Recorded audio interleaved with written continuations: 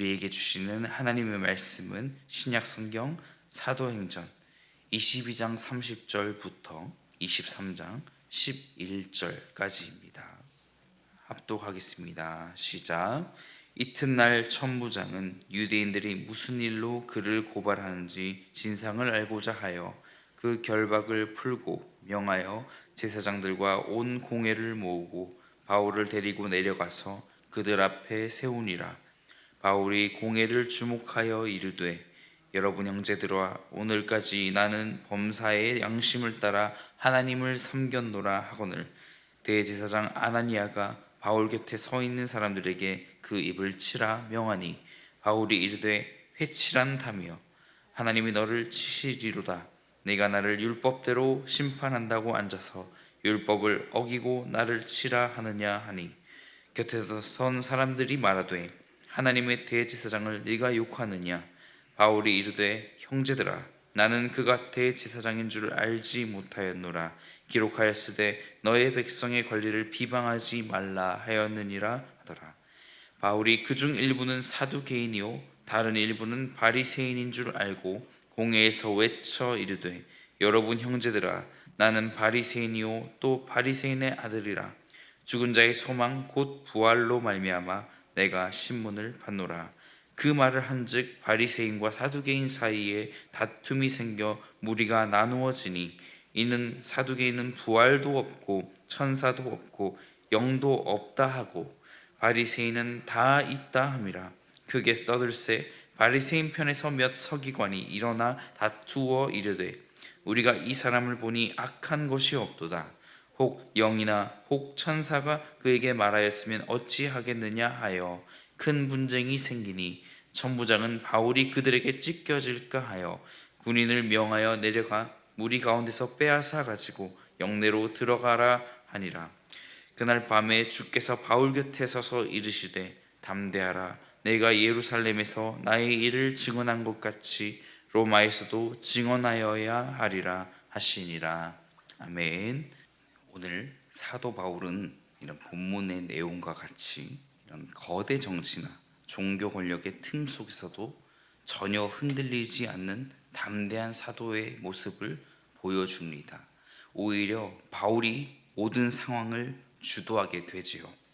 30절 가운데, 우리 22장 30절 가운데서 로마 천부장이 공회를 소집하게 되므로 오늘 말씀이 또 그 이야기가 또 이루어지고 있습니다. 우리 1절에서의 바울의 고백을 함께 보겠습니다. 바울이 공회를 주목하여 이르되, 여러분 형제들아, 오늘까지 나는 범사의 양심을 따라 하나님을 섬겼노라 하거늘. 바울의 공회 가운데에 또 해명하는 말이나 또 그 모든 증거하는 말 가운데 중 하나입니다. 우리 이방인들과의 동행하는 그 이방인들 가운데 복음을 전한 바울의 그 모습인데요. 유대인과 공회 이 가운데는 유대인들에게는 이방인들과의 동행마저도 고발하기 좋은 구실이었던 것입니다. 바울의 어떤 해명이나 어떠한 말을 하더라도 그들은 바울을 죽일 생각이었던 것이지요. 그럼에도 바울은 하나님 앞에서 합당한 말로서 행동합니다. 바울은 그저 하나님 앞에서 최선을 다해 복음을 전할 뿐이었습니다. 공회 속 사람들의 모습을 보시겠습니다. 2절 가운데 먼저 대제사장 아나니아는 어떤 사람일까요? 그는 주 47년에서 59년까지에 있어 대제사장직을 역임했고 누구보다 친로마적 입장을 취하고 있습니다. 유대 역사가인 요세푸스는 그의 친로마 성향이 결국 열심당원인 므나헴이라는 사람에 의해 암살당하는 그런 비극을 초래했다고 기록합니다. 3절을 같이 읽겠습니다. 바울이 이르되, 해칠한 담이여, 하나님이 너를 치시리로다. 네가 나를 율법대로 심판한다고 앉아서 율법을 어기고 나를 치라 하느냐 하니. 예수님께서 종교 지도자들을 향해 회칠한 무덤이라는 표현을 사용하신 적이 있습니다. 마태복음 23장 27절인데요. 제가 읽어보겠습니다. 화 있을진저 외식하는 서기관들과 바리새인들이여 회칠한 무덤 같으니 겉으로는 아름답게 보이나 그 안에는 죽은 사람의 뼈와 모든 더러운 것이 가득하도다. 오늘 바울이 또 이어서 회칠한 담이요 이렇게 대제사장 아나니아를 향하여서 말한 것은 석회가 발라진 담이라는 뜻을 가지고 있습니다. 맥락상 부정적 의미지요. 또 대제사장과 공회원들의 옷이 석회색 같고 그 늘어선 것이 마치 담처럼 보였다고 그렇게 비꼰 표현일 수 있다고 합니다. 바울은 계속해서 예수의 부활을 그 큰 공회 가운데서도 강력하게 주장했고 그것에 흥분한 유대인들의 이런 소요 때문에 여기까지 오게 된 것이죠. 이처럼 또다시 예수님의 부활을 또 신문장의 쟁점으로 던지고 있는 것입니다. 6절입니다. 6절을 같이 읽겠습니다. 바울이 그중 일부는 사두개인이요 다른 일부는 바리새인인 줄 알고 공회에서 외쳐 이르되 여러분 형제들아 나는 바리새인이요 또 바리새인의 아들이라 죽은 자의 소망 곧 부활로 말미암아 내가 신문을 받노라. 이렇게 부활을 두고 사두개인과 바리새인 간에 일어난 이 고루한 신학적 대립이 오늘 말씀에 이 서사를 압도하고 있는 것입니다. 성도 여러분, 휘오스 파리사이온이라는 헬라어 단어가 있습니다. 바로 바리새인의 자손을 의미합니다. 바울의 아버지가 이 맥락에서는 바울의 아버지가 바리새인이라는 것을 말하고 싶은 것이 아니라 자신이 바리새 전통에서 자란 랍비라는 점을 강조한 것이지요. 전날 층계 위에서 선포한 이런 설교 형식의 이런 복음 증거가 아니라 오늘 본문의 단락은 재판 형식의 변론이지요. 종교 지도자들이 살기등등한 채로 이렇게 두 눈 부릅뜨고 지켜보는 자리에서 바울은 전혀 위축되지 아니하고 담대히 그들을 바라봅니다. 바로 부활의 예수를 담대히 증거한 것이지요.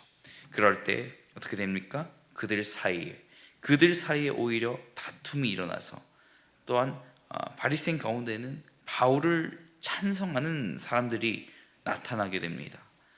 그 마음 가운데 그럴 수 없는 상황 가운데 심령 가운데 사람의 힘으로 이런 설명하기 힘든 그런 일들이 일어난 것이지요.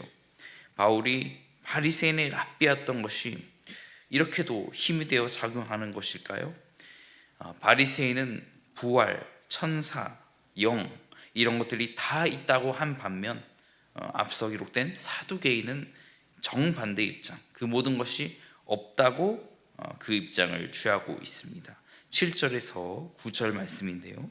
그 말을 한즉 바리새인과 사두개인 사이에 다툼이 생겨 무리가 나누어지니 이는 사두개인은 부활도 없고 천사도 없고 영도 없다 하고 바리새인은 다 있다 함이라. 크게 떠들새 바리새인 편에서 몇 서기관이 일어나 다투어 이르되 우리가 이 사람을 보니 악한 것이 없도다. 혹 여기나 혹 천사가 그에게 말하였으면 어찌 하겠느냐 하여. 10절은 같이 읽도록 하겠습니다. 큰 분쟁이 생기니 천부장은 바울이 그들에게 찢겨질까 하여 군인을 명하여 내려가 무리 가운데서 빼앗아 가지고 영내로 들어가라 하니라. 아멘. 바울은 이런 소집된 공의 자리를 복음 증거의 자리로 만들게 됩니다. 그리고 처음 대제사장의 겁박에 주눅들지 않냐고 또 양심과 섬겨온 그 하나님의 동행하심을 믿으며 오히려 그를 향하여 환난이 있으리라 미리 말씀해 주셨던 성령께서 돕고 계신 줄 믿었기에 바울은 공회를 향해서 당당하게 바라보고 또 진리를 선포하고 외식과 헛된 권위주의에 사로잡힌 종교 권력자의 이런 의표를 찌르는 그런 발언을 서슴지 않을 수 있었습니다. 마지막 구절도 같이 읽겠습니다. 11절입니다. 그날 밤에 주께서 바울 곁에 서서 이르시되 담대하라. 내가 예루살렘에서 나의 일을 증언한 것 같이 로마에서도 증언하여야 하리라 하시니라. 아멘.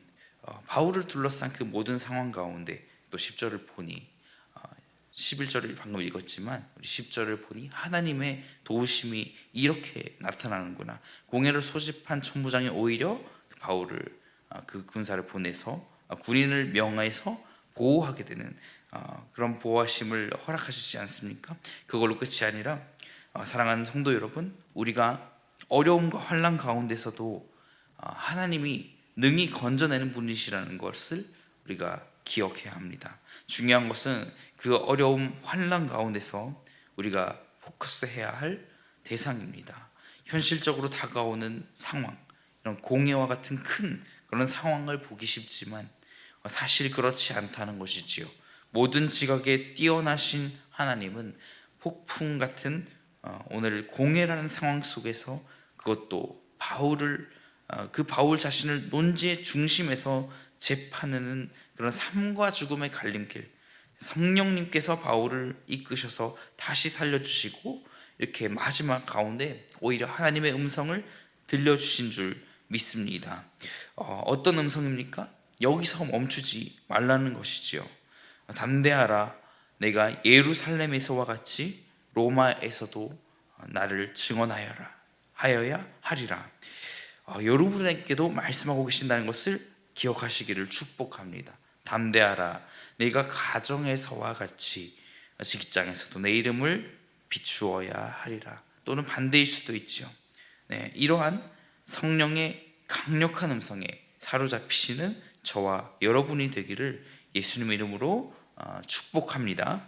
우리 이 시간 함께 기도할 때 오늘 바울과 동행하신 그 하나님의 역사하심 내게도 부어주시고 나의 어려움과 모든 환난 가운데서 내가 정말 바라봐야 할 대상을 정말 하나님으로 결심하도록 주님 도와주시옵소서라고 우리 이 시간 나의 어려움이 있다면 내가 벗어나지 못하는 문제가 있다면 이 시간 모두 주님 앞에 고백하면서 나의 이 어려움과 환난의 이 중심에서 나를 건져내 주시옵소서. 이 시간 함께 기도하며 나아가겠습니다.